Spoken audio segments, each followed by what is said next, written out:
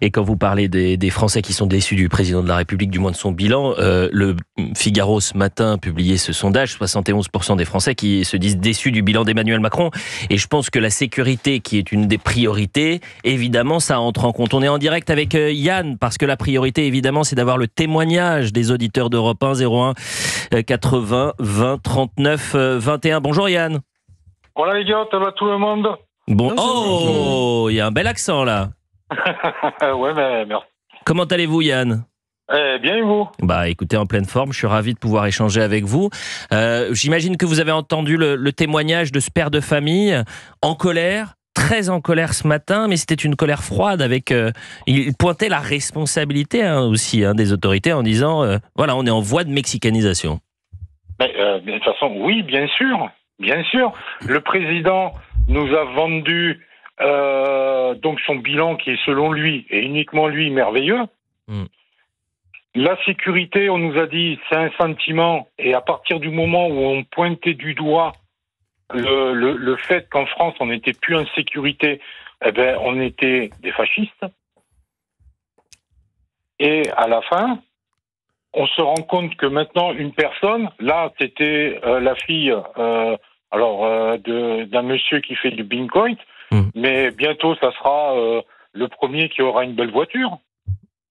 Oui, c'est-à-dire la fuite en avant, c'est ça que vous voulez dire. Et effectivement, là, on était avec la fille d'un ponte dans la crypto-monnaie.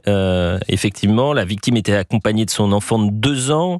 Les agresseurs, dont l'un a, semble-t-il, perdu une arme de poing, dont on ne sait si elle est réelle ou factice. Ils ont fini par prendre la fuite en catastrophe. Enfin, franchement, c'est affolant. Et je trouvais... Pourquoi j'ai voulu qu'on commence par son témoignage? Parce que je trouvais, et dites-moi si je me trompe, Yann, mais qu'à travers le témoignage de cet homme très courageux, qui prend la parole, Pierre Noisa, ce matin, il y avait tous les maux de notre société à travers les questions de sécurité.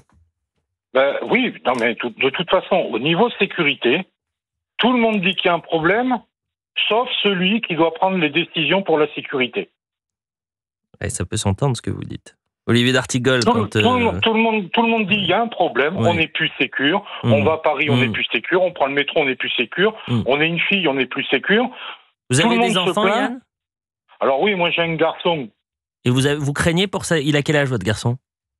Là, il a 16 ans, mais bon, ça va, lui, dans les Pyrénées-Orientales, on est, comment dire, je dis pas que c'est sécure partout, mais...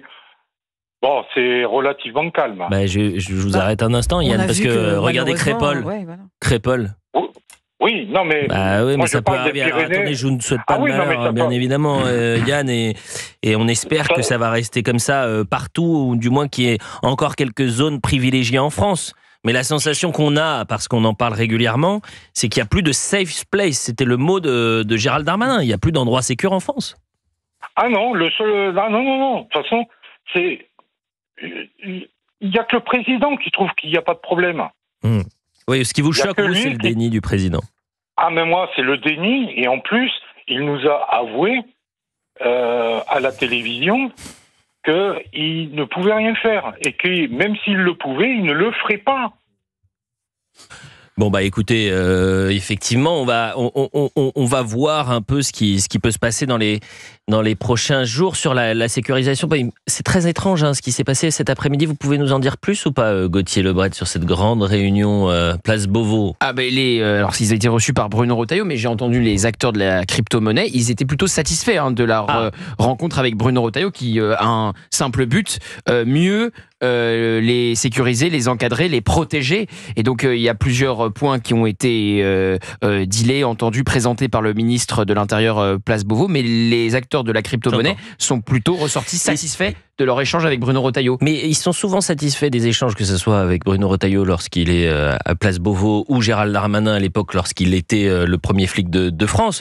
Après, il faut savoir si en haut, à la tête du gouvernement, vous avez le même discours. Je prends l'exemple... là, c'est leur sécurité propre. J'entends, mais je prends l'exemple... C'est pas la sécurité dans son global. Dans son global. Prenons l'exemple des rodéos sauvages. Ce week-end, vous avez un premier ministre de l'Intérieur qui vous dit « On est dans une société qui fabrique des barbares ».